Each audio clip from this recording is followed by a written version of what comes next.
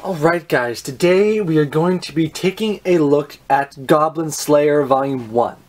So the first thing I could really say about Goblin Slayer Volume 1 is that it is not a series for the faint of heart. I wasn't really prepared myself for how heavy and violent and the dark themes that were going to be in this manga. I really didn't know anything about it. So anyway, to be forewarned about this manga, if you don't know anything about it, there's lots of death, and lots of violence, and there's also lots of sexual violence. I think this is one of the only manga I've read where a rape scene was so explicitly shown. Usually it's kind of, there's been some, those manga like deplorable manga where you know it happens, but it's kind of off screen almost a little bit. This one's no. It shows that pretty explicitly, actually, and it was like, whoa, that is not for the faint of heart. So this is the first thing I could say about the series, but let's go back a little bit and talk a little about the beginning. I can't open up this volume too much because there's a lot of violence and things I can't show in this video, but we'll talk about it from the beginning. We start off with our little heroine here.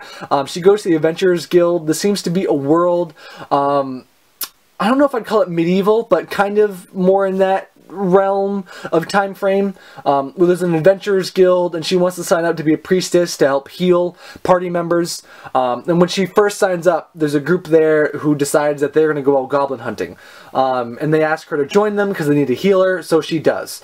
Unfortunately, goblin hunting is something that new adventurers should not be doing, as you soon find out, because goblins aren't just these little funny little guys that you just go around and kill. They are somewhat intelligent, and they are vicious, and they are hostile. So these four go into a cave, and let's just say it does not go well. It ends not well for many of our characters, and it's the first place where a very rather explicit rape scene by goblins on a human does happen near the beginning. Step in the Goblin Slayer, who does come in and pretty much saves the way, but in a way that's also rather disturbing. This is a series that makes you kind of question ethics and morale and how far you would go for like revenge and justice kind of thing, and when is that line of like what is like justice and what is revenge. So let me go ahead, I'll open up here and we'll look a little bit, but I've got to preface this by looking at a page beforehand so I don't show you guys anything too crazy. So as you can see, lots of just fighting and violence. The art is really good and really cool. I'd say we're going to find out, we don't know much at all about the Goblin Slayer himself. So he obviously is obviously really, really important to this story, and you're going to find out much more about him as the story goes on. So this world, it's hard to tell exactly what's happening. It looks like the goblins have been invading and they've been gaining power. So, and the Adventurers Guild is supposed to fight them back. However, a lot of the adventurers don't like to fight goblins because there's, it's a lot of work and there maybe isn't as much in it. Goblins have been running over towns and stuff like that, which has been obviously, as you might have guessed, horrific, seeing as the things that goblins seem to like to do the most when they hoard a town and kill the men and take all of the women with them. So, an interesting story. Our heroine is like,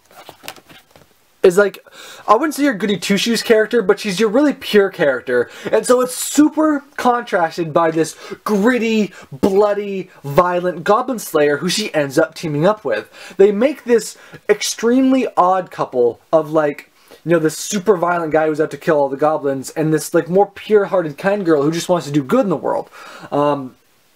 So that's most of the gist of the first volume. Obviously, there's more adventures that happen in the later volumes, but that is the basic coverings of the series. So, what do I think about this series? This definitely isn't a series I would really like to read all the time. That super ultra-violent stuff isn't always for me. It doesn't bother me, but it's not always something I'd like to read.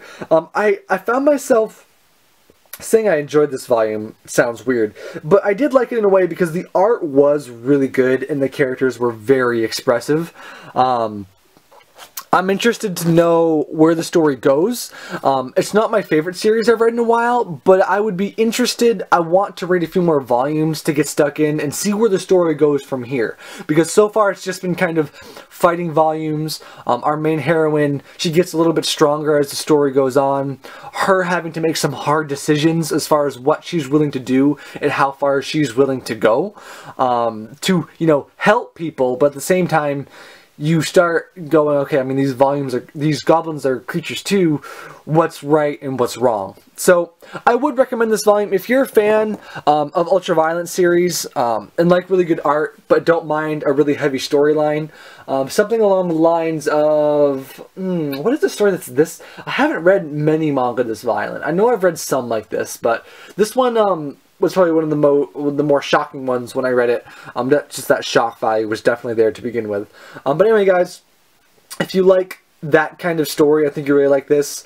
If you are in no way interested in reading like stories about death, you know, super heavy themes, lots of despair, then this probably isn't the story for you. But if that sounds like it's up your alley, I think you'd really enjoy it. The story seems to have a solid foundation. I'm interested to see where it takes it. But anyway, guys, I've been Fiddle Ferret, and I will see you back on the prowl next time.